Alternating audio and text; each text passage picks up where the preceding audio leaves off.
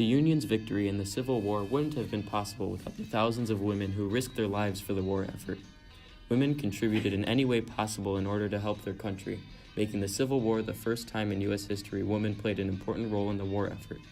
They worked as spies, cooks, and nurses. Women held fundraisers, grew gardens to feed the soldiers, and sewed uniforms and blankets. Even more women disguised themselves as men, made an alias, and fought alongside men against the enemy.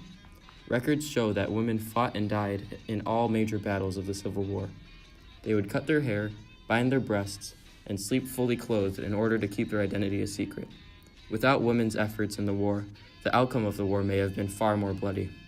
In this video, we will go into full detail, explaining the roles of women in the Civil War and their effect on both the Union and the Confederacy.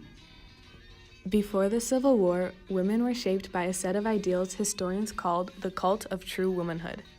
These set of ideals made people believe that a true woman should devote their lives to cooking and cleaning and should be there to nurture their husbands and children. During the Civil War, women started to think of the outside world and not just about their life in the house. In the northern states, women supplied their soldiers with many goods. They grew, baked, and canned all sorts of food. Women also sewed and mended soldiers' uniforms and any other clothes they needed. Plus, they organized fundraisers and fairs to support the army. They even went door to door to raise money to support the soldiers and get needed supplies. A main group of women who helped the soldiers were called the Ladies' Aid Society of Philadelphia. During the war, supplies were meager, and hospitals, physicians, and commanders relied on voluntary groups to get the supplies they needed. One woman who inspired other women to help the army was Florence Nightingale. Florence Nightingale fought in the Crimean War and influenced American women to become more active in the Civil War. In the Union Army alone, around 20,000 women worked as laundresses, cooks, and matrons. In fact, the first woman physician, Dr. Elizabeth Blackwell, created the Women's Central Association of Relief. Elizabeth Blackwell said she wanted to organize the whole benevolence of all the women of the country into a general land central association. Her work inspired the creation of the United States Sanitary Commission. In June 1861, they succeeded and got the government to create a preventative hygienic and sanitary service for the benefit of the Army. This helped fight preventable diseases and infections by improving the life in Army camps and hospitals. Thousands of women ended up working as nurses. They also acted as mothers and housekeepers for soldiers. The female slaves were not able to help their soldiers as the other white women were able to do. Instead, when the male slaves went to go fight in the war, they were left with the burden of their work as well. Now, in addition to the plantation and household labor they also had to do the physical labor that their missing counterparts had left behind. All women during this time were faced with many new problems and duties during the Civil War. Because of this, it gave women a new sense of feminism and believed that they should be treated equally to men. Clara Burton said, "I may sometimes be willing to teach for nothing, but if paid at all, I should never do a man's work for less than man's pay." With this new sense of feminism and the new duties and problems they faced, they helped both sides in the Civil War and helped the Union win. Thousands of women volunteered to help their country however they could. Women were tasked with sewing and knitting clothing for the soldiers, cooking food for the troops, spying on the enemy, and attending to wounded soldiers as nurses. Women at home were always seen knitting. Women often met in sewing circles, making clothing, blankets, and other fabric goods for the soldiers. Any excess material or scrap was recycled into bandages to be used for the wounded soldiers. The women were very resourceful with their work and ensured that nothing went to waste.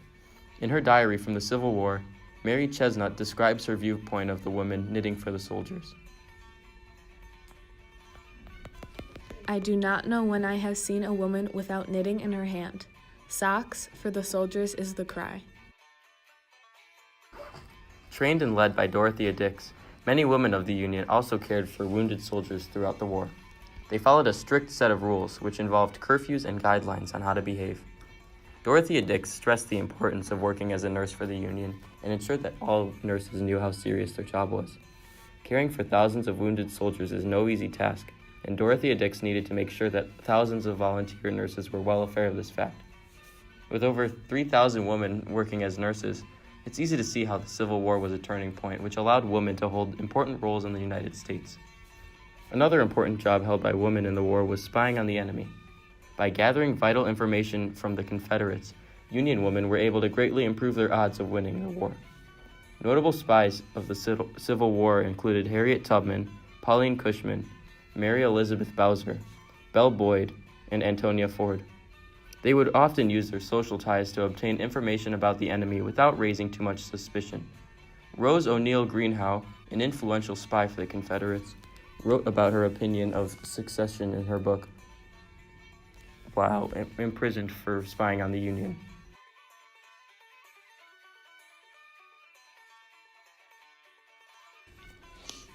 I had been long a resident of Washington before the secession of the Confederate States, and from my intimate acquaintance with public men and public measures under the old government, had peculiar and exceptional means of watching the progressive development of the designs of these leaders and opinion in the Federal States, which, as I had long foreseen, would necessarily end in forcing on a separation.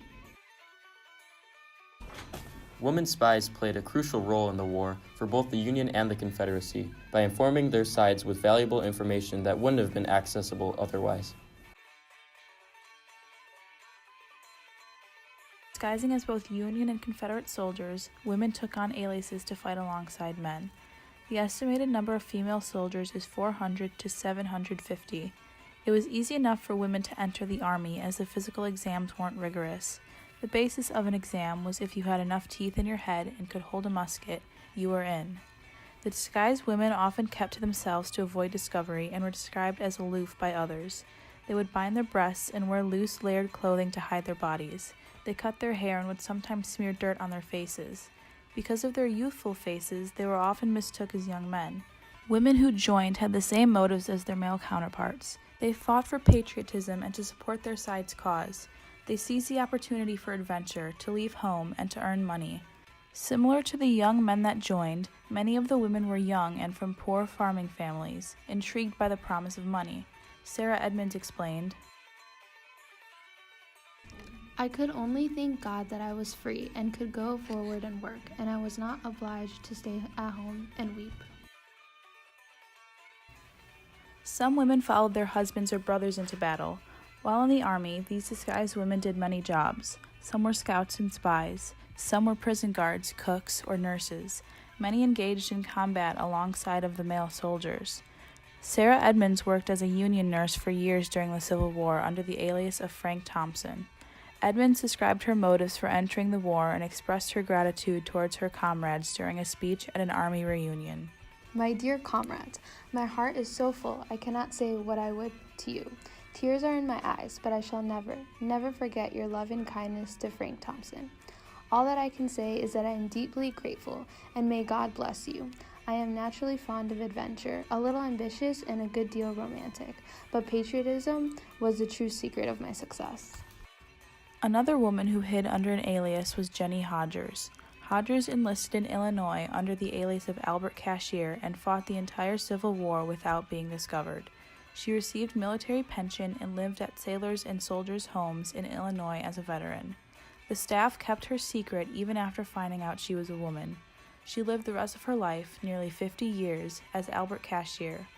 If women were discovered, they were usually just sent back home. Usually these discoveries were because of medical reasons, like injuries or diseases. Some women, however, were briefly imprisoned. One female prison guard, disguised as a man, described her experience.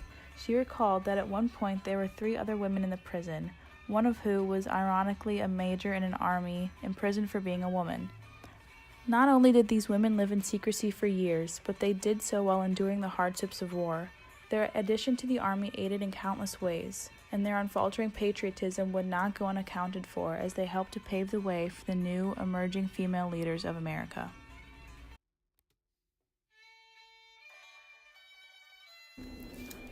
There were many powerful and influential women during the time of the Civil War.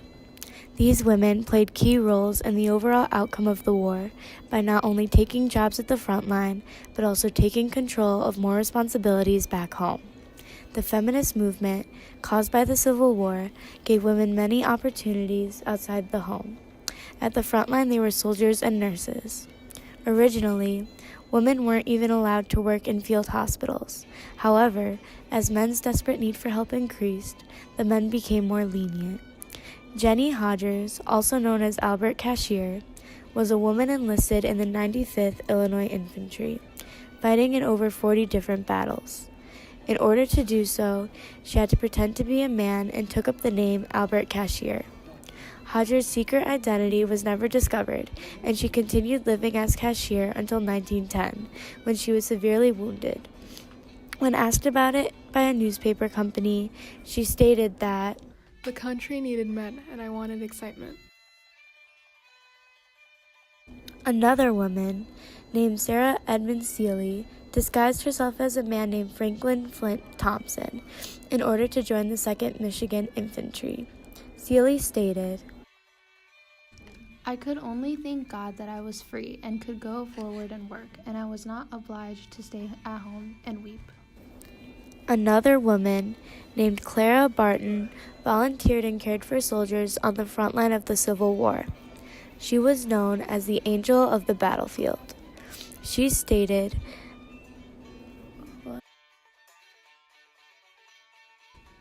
I may be compelled to face danger, but never fear it, and while our soldiers can stand and fight, I can stand and feed and nurse them. Barton thought the Department of Sanitary Commission was too inefficient and decided to take matters into her own hands. So, she stockpiled supplies in Washington, D.C., and hired people to drive wagons to take her supplies to the war front. These wagon drivers were known as Teamsters.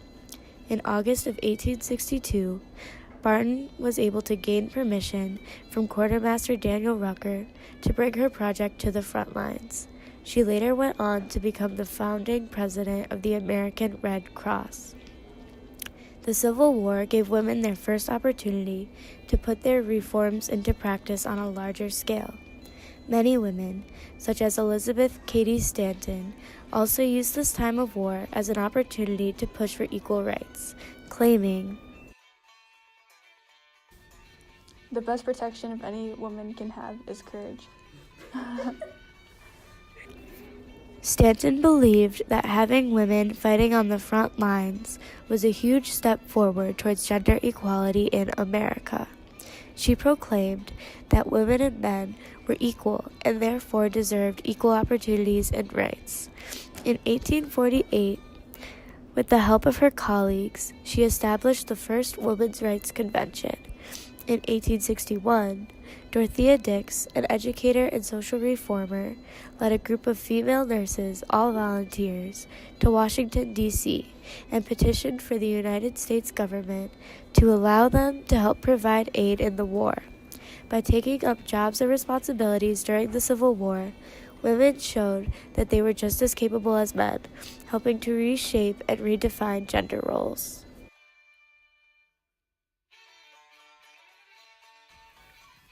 Although the military forbade women from fighting in the Civil War, they found every way possible to help their country.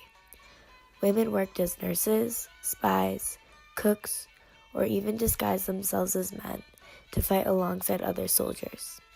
It was a relief to know that women were tasked with feeding, clothing, and caring for not just soldiers, but also their children at home. Taking over the men's jobs at home while also fighting for their country is no easy task. The impact that women had on the Civil War is clear. Patriotism was not reserved for the men of America. Women held some of the most important roles in the Civil War and paved the path to equality between men and women. Brave women such as Jenny Hodgers, Dorothea Dix, Harriet Tubman, Pauline Cushman, Mary Elizabeth Bowser, Belle Boyd, and Antonia Ford risked their lives to bring more power to women and showed the world that they are capable of holding positions normally associated with men. The Civil War was a period filled with shifts in power. Not only were the slaves of the South fighting for freedom, but the women of the United States as a whole rose up to protest the system that denied them equal rights in the workforce. This gave women the power to rise up in the future, allowing them to fight in the army legally in 1917, and eventually helping them to achieve voting rights in 1920. Many even argue that it was their new confidence from the Civil War that helped women continue to work outside the home.